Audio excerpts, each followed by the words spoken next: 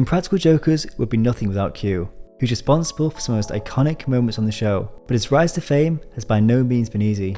This is the story of Brian Q. Quinn. Q was born on March 14th, 1976, in Brooklyn, New York, and went to Monsignor Farrell High School. It was an all-boys school, and so Q found there were very few opportunities to meet girls. This was when he discovered the school drama club, the only club in school which allowed girls to join. He joined as soon as he could, and it was here that he met his future Impractical Jokers co-stars, Joe, Mur and Sal. They soon became close friends, bonding over their shared love of comedy. At school, Q and the group were the class clowns, and often pulled pranks on their classmates. One of their favourite pranks was what they called Vermin Day, where they all brought in backpacks filled with rats, which they would set free at noon, and the rest of the class would go crazy trying to hide from them. The group were the best of friends, but as most friendships tend to do, they drifted apart. After school, the group all headed off to different colleges, and during this time, Q's life spiraled. He'd been struggling heavily with a deep depression, often waking up crying. He hated his job, he hated who he worked with, and he hated his boss.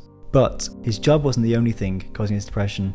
He was engaged to someone he didn't love. Every day, he could feel the wedding approaching. He got to the point where he was suicidal and didn't want to face his future. They'd already sent out all the invitations, and the wedding was already booked. But each day, his depression was getting worse, and he knew he had to do something about it. Just weeks from the wedding, and with help from his friend Sal, he finally decided he needed to tell his fiancée about his depression. He made the call in the middle of the night, and instead of understanding, she blew him off. He called her back and told her the wedding was off. Q was still suffering from intense depression, and he decided he needed to make some serious life changes. He had his mind set on doing something meaningful with his life.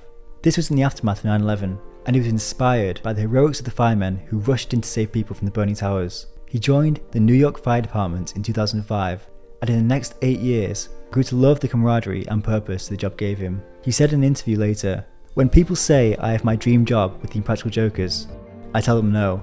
I already had my dream job. I was a fireman." In 2006, Q was still a firefighter and was mentally in the best shape he'd ever been. It was at this point that he got a call from his old high school friends, Sal, Mur and Joe.